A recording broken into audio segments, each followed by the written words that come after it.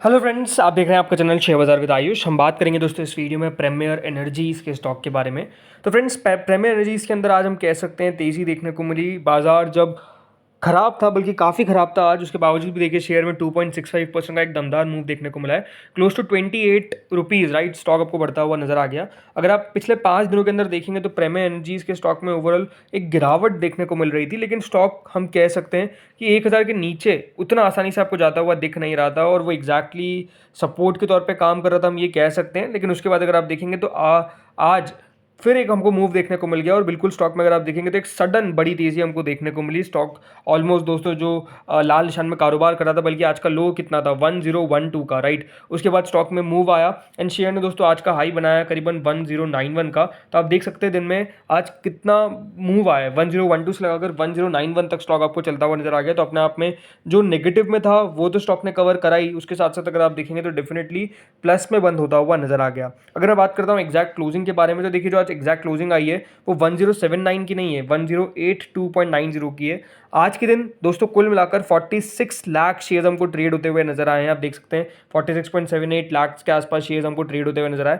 Plus जो delivery का percentage है वो भी दोस्तों काफी शानदार है, 48% डिलीवरी आपको देखने को मिल जाएगी, राइट। इतनी डिलीवरी अगर आती है तो ये अपने आप में साइन है कि डेफिनेटली स्टॉक की जो डिलीवरी है उसका परसेंटेज काफ़ी बढ़िया है, तो होल्ड ज़्यादा हो रहा है, राइट। बट बढ़िया बात क्या है, देखिए बढ़िया बात यही है प्रीमियर एनर्जीज़ को लेकर कि ये जब कंपनी का आईपीओ लिस्ट हुआ तब भी अपने आप में बहुत अच्छे रिटर्न बने, और उसके बाद भी अगर आप देखेंगे तो मूव जो है वो डेफिनेटली लगातार हमको देखने को मिल रहा है। पिछले एक महीने में 28% देके शेयर अभी भी आपको ऊपर दिखेगा ज़रूर।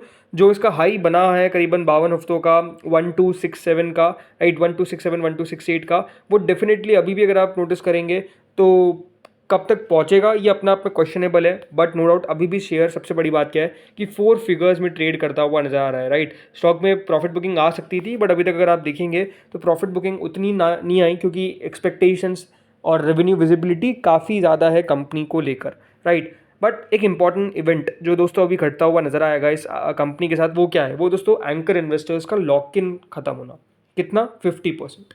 ये बात ध्यान रखिएगा, प्रीमियर एनर्जीज़ के आईपीओ में जो एंकर पोर्शन था उसमें 846 करोड़ जो थे वो एलोकेट किए गए थे एंकर इन्वेस्टर्स को।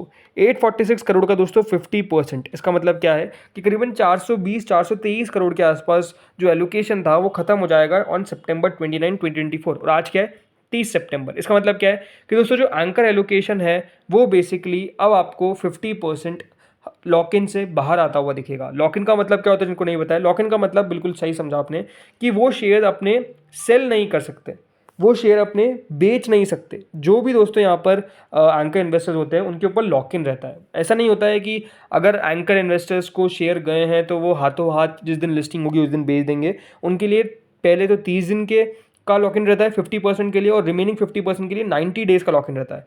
ये जो 90 डेज का लॉक इन है ये नवंबर 28 को खत्म होता हुआ नजर आएगा। तो अभी जो बचा हुआ 50% है उसके लिए तो काफ़ी समय है, लेकिन जो बचा हुआ 50% के अलावा जो रिमेनिंग 50% था वो अब दोस्तों मार्केट में ट्रेडेबल है। अब चाहे तो एंकर इन्वेस्टर्स उसको बेचे, चाहे तो ना बेचे। अगर अभी आप देखेंगे जितनी इसके अंदर होल्डिंग है FIS की वो है 3.39%, तो DIS की होल्डिंग है करीबन 4.76%। यही देखिए मेजर आपको ज़्यादा बड़े फंड्स होते हैं जो यहाँ पर एंकर के तौर पर आते हैं, राइट। अब ये अपना हिस्सा बेच सकते हैं। अगर अभी रिसेंटली देखा जाए तो अभी तो ऐसा कोई अपडेट निकल कर नहीं आया है जिसके अंदर कहा जाए कि यहाँ पर FIS और DIS ने आज कुछ बेचा है, राइट।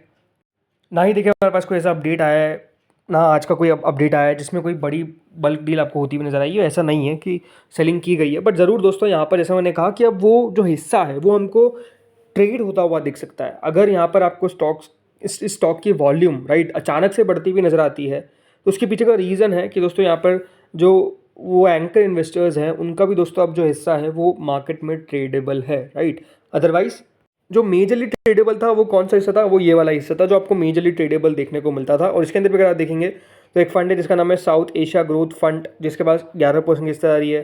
देन एक और है सुधीर मूला जी, उनके पास हिस्सेदारी करीबन 3.36 की, राइट, 3.36% की। तो ये भी ज़्यादातर अगर आप देखेंगे तो ऐसे ट्रेडेबल नहीं रहता। तो ओवरऑल स्टॉक का अगर आप ओवरऑल ट्रेडेबल वॉल्यूम भी देखेंगे तो उतना ज़्यादा नहीं है। लेकिन जैसा मैंने कहा स्टॉक चल क्यों रहा है उसके पीछे का रीज़न है आई थिंक रेवेन्यू विजिबिलिटी। जिस तरीके से इस कंपनी की ग्रोथ देखने को मिल रही है, जिस तरीके से कंपनी के नंबर्स निकल कर आ रहे हैं। एक और आपको अपडेट देता हूं कि दोस्तों कंपनी ने यहाँ पर क्लोजर ऑफ ट्रेडिंग विंडो के बारे में बता दिया है। इसका मतलब क्या है कि दोस्तों कंपनी के फाइनेंशियल रिजल्ट्स आपको अब आते हुए नजर आएंगे। अभी डेट जो है वो डेफिनेटली नहीं निकल कर आई है, वो डेट आगे चल के कंपनी अनाउंस करेगी। बट बड़ी बात क्या है कि Q2 के नंबर्स दोस्तों यहाँ पर अब आपको आते हुए नजर आएंगे, बिकॉज अब Q2 का सीज़न आपको स्टार्ट होता हुआ दिखने को मिलने वाला है। तो उसके अंदर ये नंबर्स बहुत इंपॉर्टेंट रहने वाले हैं कि किस तरीके की ग्रोथ इस बार देखने को मिलती है। बिकॉज जिस तेज़ी से दोस्तों कंपनी बढ़ती हुई नजर आ रही है, मतलब कंपनी ने पिछले 3 सालों के अंदर अपनी सेल्स को 65%, तो प्रॉफिटेबिलिटी को 119% से ग्रो किया है। अब आप समझ सकते हैं कि इतने तेज़ी से अगर कोई कंपनी ग्रो कर रही है तो वो देखिए मजाक नहीं है। तभी तो आपको समझना पड़ेगा, राइट, कि ये जो कंपनी है इसकी कितनी सेल्स है, कुल मिलाकर 3,144 करोड़। बट मार्केट कैप क्या है? Market cap is around 48,787 crore. बल्कि आज की अगर तेज़ी हम देख लेते हैं तो देखिए तेज़ी के हिसाब से इसकी जो मार्केट कैप है वो 50,000 करोड़ को क्रॉस कर गई है।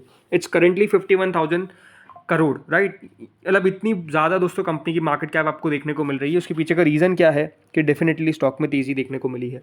बट यही समझ में आपको आना चाहिए कि जब किसी कंपनी को रेवेन्यू को लेकर विजिबिलिटी रहती है, जिसको लगातार ऑर्डर्स भी मिल रहे हैं, तो देखिए मार्केट डेफिनेटली उसके अंदर वैल्यूएशन ज़्यादा ही देता है, राइट।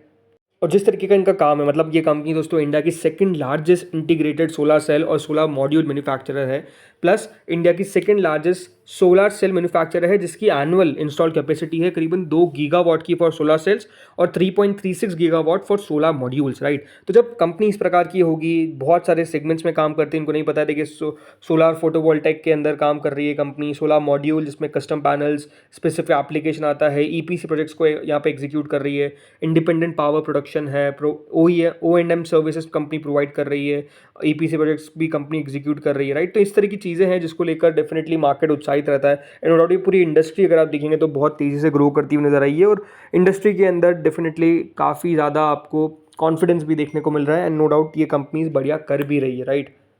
लेकिन क्वेश्चन ये आता है कि देखिए शेयर कितना चल सकता है। देखिए वैल्यूएशन वाइज तो कोई कंपनी बहुत सस्ती नहीं है, ये हम साफ कह सकते हैं। बट जैसे मैंने कहा, it's only and only because of revenue visibility.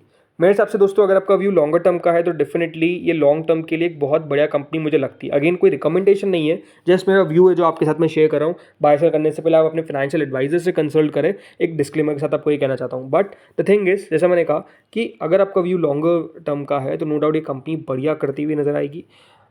I think बाज़ार इसको थोड़े से प्रीमियम एक्स्ट्रा ही देगा, ये मुझे नज़र आता है। इसलिए दोस्तों ये आपको कायम भी रहता हुआ नज़र आया, ऐसा नहीं कि कोई गिरावट हमको देखने को मिली। तेज़ी के पीछे का कारण भी यही था। So let's see, I think numbers किस तरीके के निकल कर आते हैं Q2 के, आई थिंक वो सेट करेगा टोन की तेज़ी आएगी या फिर गिरावट आएगी।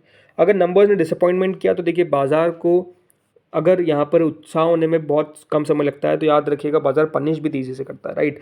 शेयर बाजार किसी को छोड़ता नहीं है। तो यही बात है कि आई थिंक प्रेमियर एनर्जीज के नंबर्स बहुत इंपॉर्टेंट है। आई थिंक जिस तरह की कंपनी की विजिबिलिटी है, नंबर अच्छे ही आने चाहिए। तो फ्रेंड्स इस वीडियो में इतना ही था।